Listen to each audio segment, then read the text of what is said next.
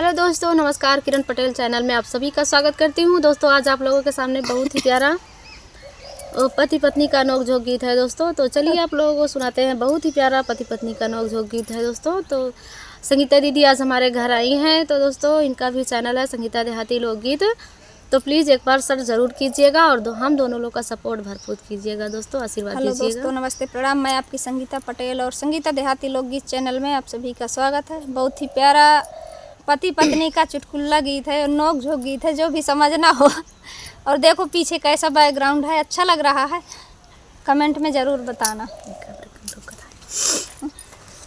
नहीं चली हे राजा फेमस बनारस के पान बा खाऊं अरे मान बाना।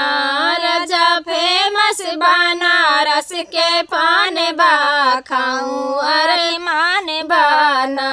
राजा फेमस बनारस के पान बा खाऊं अरे मान बाना।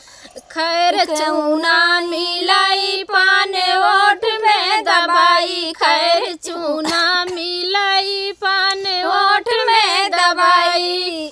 घूमी टोला मोहल्ला सिवान बा खाऊं अरे मान बाना।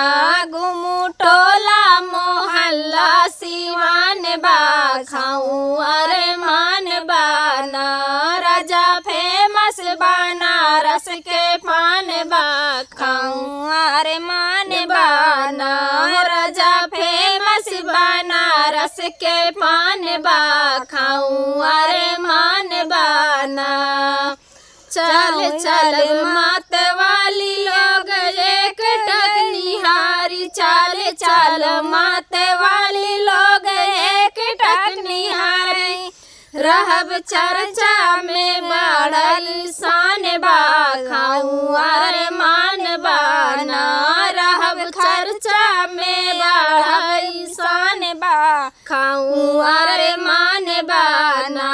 राजा फेमस बनारस के पान बा खाऊं अरे मान बाना। हो राजा फेमस बनारस के पान बा खाऊं अरे मान बाना। धनिया मिली सावकीन मिली थोड़ी नमकीन, धनिया मिली सावकीन थोड़ी मिली नमकीन। थोड़ी मीठी नमकीन थोड़ी मीठी नमकीन। ऐसी किस्मत न सबकी महान बा खाऊं अरे मान बाना। ऐसी किस्मत न सबकी महान बा खाऊं अरे मान बाना।